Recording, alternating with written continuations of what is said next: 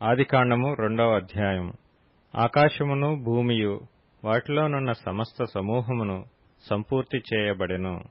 దేవుడు తాను చేసిన తన పని 7వ దినములోగా సంపూర్తి చేసి, తాను చేసిన తన పని అంతటి నుండి 7వ దినమున విశ్రమించెను. కాబట్టి దేవుడు ఆ 7వ దినమును ఆశీర్వదించి పరిశుద్ధపరచెను. ఎలయనగా దానిలో దేవుడు తాను చేసినట్టియు సృజించినట్టియు తన పని అంతటి నుండి విశ్రమించెను. దేవుడైన యెహోవా భూమిని ఆకాశమును చేసిన దినమందు భూమి ఆకాశములు సృజించబడినప్పుడు వాటి వాటి ఉత్పత్తి క్రమము ఇదే.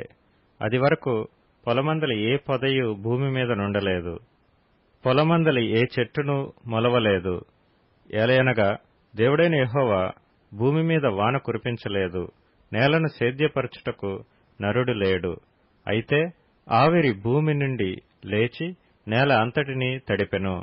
దేవుడైన యెహోవా నేల మంటితో నరుని నిర్మించి వాని నాసికా రంధ్రములలో జీవవాయువును ఊదగా నరుడు జీవాత్మ ఆయెను. దేవుడైన యెహోవా తూర్పున ఏదెనులో ఒక తోట వేసి తాను నిర్మించిన నరుని దానిలో ఉంచెను. మరియు దేవుడైన యెహోవా చూపునకు రమ్యమైనదియు ఆహారమునకు మంచిదియునైన ప్రతి వృక్షమును, ఆ తోట మధ్యను జీవ వృక్షమును, మంచి చెడ్డల తెలివినిచ్చు వృక్షమును నేల నుండి మొలిపించెను. మరియు ఆ తోటను తడుపుటకు ఏదెనులో నుండి ఒక నది బయలుదేరి అక్కడి నుండి చీలిపోయి 4 శాఖలాయెను. మొదటి దాని పేరు పీషోను. అది హవీలా దేశమంతటి చుట్టూ పారుచున్నది. అక్కడ బంగారమున్నది. ఆ దేశపు బంగారము శ్రేష్టమైనది. అక్కడ బోళమును గోమేధికములను దొరుకును. రెండవ నది పేరు గీహోను. అది కూషు దేశమంతటి చుట్టూ పారుచున్నది. మూడవ నది పేరు హిద్దెకెలు. అది అష్షూరు తూర్పు వైపున పారుచున్నది. 4వ నది యూఫ్రటీసు.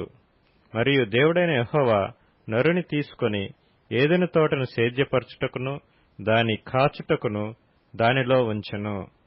మరియు దేవుడైన యెహోవా ఈ తోటలోనున్న ప్రతి వృక్ష ఫలములను నీవు నిరభ్యంతరముగా తినవచ్చును.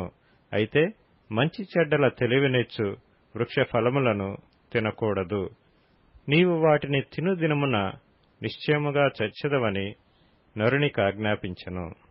మరియు దేవుడైన యెహోవా నరుడు ఒంటరిగా నుండుట మంచిది కాదు, వానికి సాటియైన సహాయమును వాని కొరకు చేయుదుననుకొనెను.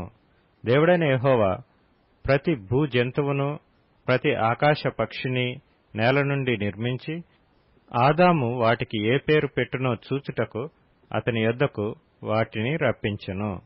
జీవము గల ప్రతి దానికి ఆదాము ఏ పేరు పెట్టెనో ఆ పేరు దానికి కలిగెను.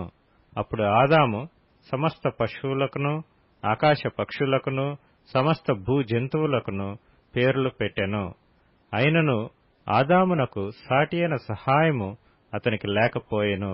అప్పుడు దేవుడైన యెహోవా ఆదామునకు గాఢ నిద్ర కలుగచేసి అతడు నిద్రించినప్పుడు అతని ప్రక్కటెముకలలో ఒకదానిని తీసి ఆ చోటును మాంసముతో పూడ్చివేసెను. తరువాత దేవుడైన యెహోవా తాను ఆదాము నుండి తీసిన ప్రక్కటెముకను స్త్రీనిగా నిర్మించి ఆమెను ఆదాము నొద్దకు తీసుకొని వచ్చెను. అప్పుడు ఆదాము ఇట్లనెను, నా ఎముకలలో ఒక ఎముక, నా మాంసములో మాంసము, ఇది నరునిలో నుండి తీయబడెను గనుక నారి అనబడును. కాబట్టి పురుషుడు తన తండ్రిని తన తల్లిని విడిచి తన భార్యను హత్తుకొనును, వారు ఏక శరీరమై యుందురు.